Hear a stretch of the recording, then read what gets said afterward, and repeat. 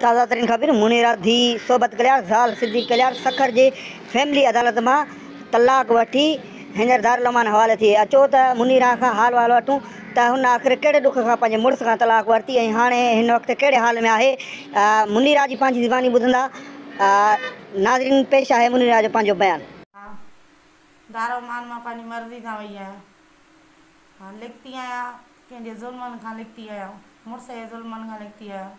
जी जी जेकी तोखे तकलीफ़ आहे हींअर उहा ॿुधाए वठ। मुड़ुस जे ज़ुल्म खां लिखती आहियां, रोज़ वेड़। तुंहिंजे मुड़ुस जो नालो छा आहे? मां सिद्दीक़ अली कल्यार। और तुंहिंजा मुखालिफ़ ज़रूर ॿिया कहिड़ा जेका हुनखे भड़काईंदा अॻिते हली? हा जेका रांझो कल्यार। हा हाँ ॿिया ॻोठ जा आहिनि। सही। असां पंहिंजी मर्ज़ी सां लिखता आहियूं।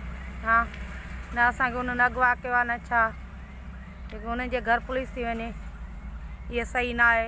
असां पंहिंजी मर्ज़ी सां लिखता आहियूं, मुड़ुस जे ज़ुल्मनि खां लिखता आहियूं।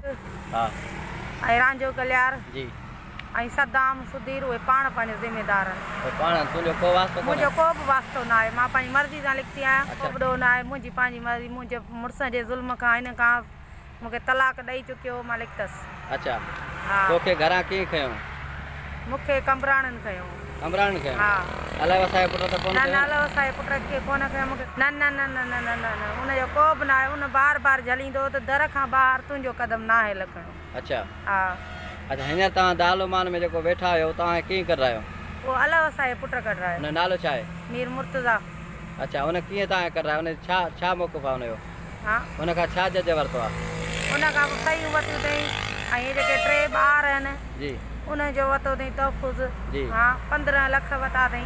अच्छा हा कुझु बि ॿार खे थी पए थो 15 लख मीर मुर्तज़ा को होश हवास को तव्हांखे नशो ज़ोर ज़बरदस्ती न न न न कुझु बि न। पंहिंजी रज़ा ख़ुशी सां? पंहिंजी रज़ा ख़ुशी सां। अच्छा हा अगरि हुजे त असांखे ॿुधायो, असां मीडिया वारा आहियूं।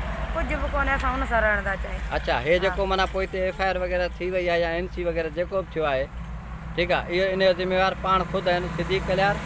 हा सिद्दीक़ कल्यार, रांझो कल्यार, सदाम सुधीर।